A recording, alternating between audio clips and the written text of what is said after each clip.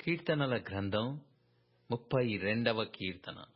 తన అతిక్రమములకు పరిహారము నొందినవాడు, తన పాపమునకు ప్రాయశ్చిత్తము నొందినవాడు ధన్యుడు.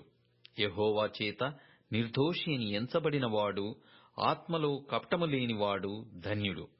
నేను మౌనినైయుండగా దినమంతయు నేను చేసిన నా ఆర్తధ్వని వలన నా ఎముకలు క్షీణించినవి. దివారాత్రులు నీ చెయ్యి నా మీద బరువుగా నుండెను.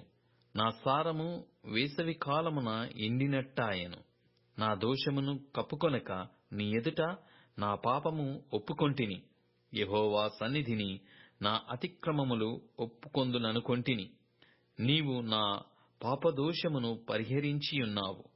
కావున నీ దర్శన కాలమందు భక్తిగల వారందరూ నిన్ను ప్రార్థన చేయుదురు.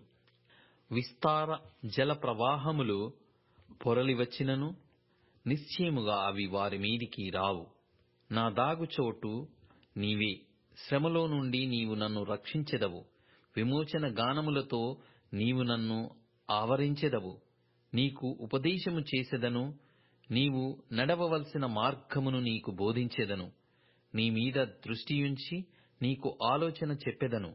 బుద్ధి జ్ఞానములు లేని గుర్రము వలెనైనను కంచరగాడిద వలెనైనను మీరు ఉండకుడి. అవి నీ దగ్గరకు తేబడునట్లు వాటి నోరు వారుతోనూ కళ్ళెముతోనూ బిగింపవలెను. భక్తిహీనులకు అనేక వేదనలు కలుగుచున్నవి. యెహోవా యందు నమ్మకయించు వానిని కృప ఆవరించియున్నది. నీతిమంతులారా, యెహోవాను బట్టి సంతోషించుడి, ఉల్లసించుడి.